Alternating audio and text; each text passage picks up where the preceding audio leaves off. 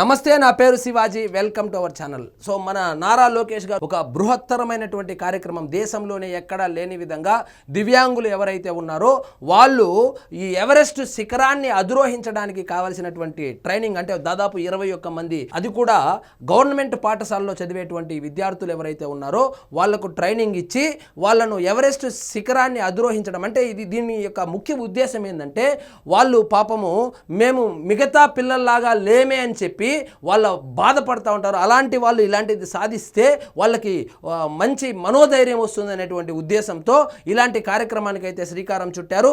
So మొత్తానికి వాళ్ళైతే కనుక 17,598 అడుగుల బేస్ క్యాంప్ వరకు వాళ్ళు దివ్యాంగులు చేరడం జరిగింది. సో మొత్తానికి వాళ్ళకు నారా లోకేష్ గారు అభినందనలు కూడా తెలిపారు. ఇందులో మొత్తం 21 మంది ఉండగా 8 మంది బాలికలు, 13 మంది బాలురు ఉన్నారు. సో వాళ్ళు యాక్చువల్గా వాళ్ళు స్పెషల్ కిడ్స్ అంటారు వాళ్ళని. సో వాళ్ళను చూసి అందరూ నవ్వుకునేవాళ్ళు. ఇప్పుడు వాళ్ళను చూసి వాళ్ళ తల్లిదండ్రులు గర్వపడుతున్నారు. వాళ్ళను చూసి ఇతర విద్యార్థులు, అన్ని బాగున్నటువంటి పిల్లలు ఎవరైతే ఉన్నారో వాళ్ళు అసూయ పడేలాగా వాళ్ళ సాహస యాత్ర అయితే సాగింది. సరిగ్గా నడవలేరు, ఏది వినపడదు, మీరు కొండెక్కుతారా అనే అనుమానాలకు ఒకవైపు పెద్దవాళ్ళకే సాధ్యం కానిది మీరు సాధిస్తారా, తిండికే కష్టమైన పరిస్థితుల్లో సాహస యాత్రలు ఎందుకు అనే వ్యాఖ్యలు మరోవైపు.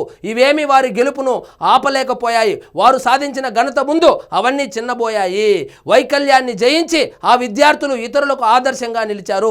రాష్ట్ర ప్రభుత్వ పాఠశాలల్లో చదువుతున్న 21 మంది ప్రత్యేక అవసరాలు గల విద్యార్థులు ఎవరెస్ట్ బేస్ క్యాంపును అధిరోహించి చరిత్ర సృష్టించారు.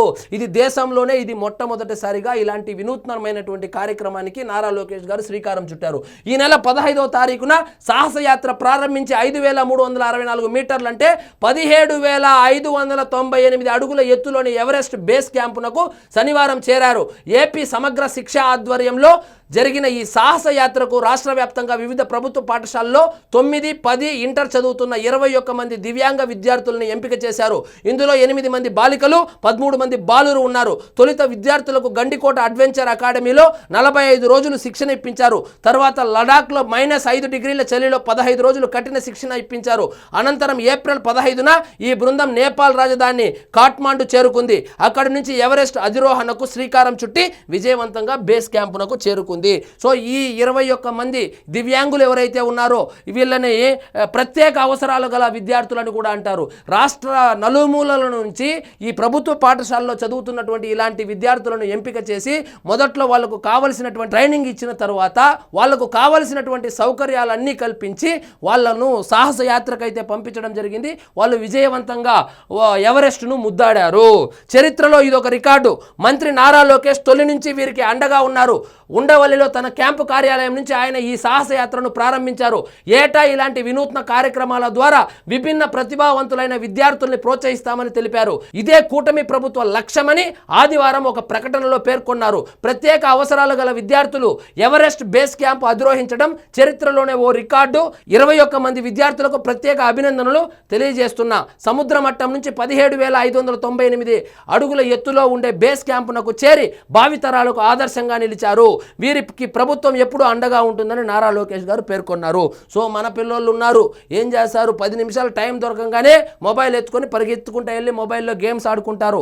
అలా కాకుండా దివ్యాంగులైనటువంటి ఈ ప్రత్యేక అవసరాలు కలిగినటువంటి విద్యార్థులు, సో ఆర్థికంగా కూడా అంతంత మాత్రంగా ఉన్నటువంటి ప్రభుత్వ పాఠశాలలో చదువుతున్నటువంటి విద్యార్థులను ప్రోత్సహిస్తే ఎంతటి సాహసాన్ని చేశారో ఇది ప్రత్యక్ష ఉదాహరణ.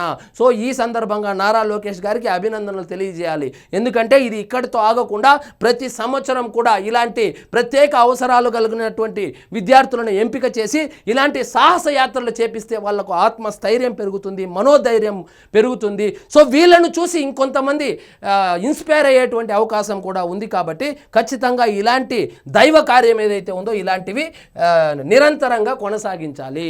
సో ఇదండి ఈరోజు మన టాపిక్. మీకు ఈ వీడియో నచ్చినట్లయితే లైక్ చేయండి, షేర్ చేయండి, ఛానల్ మాత్రం సబ్స్క్రైబ్ చేసుకోవడం మర్చిపోవద్దు.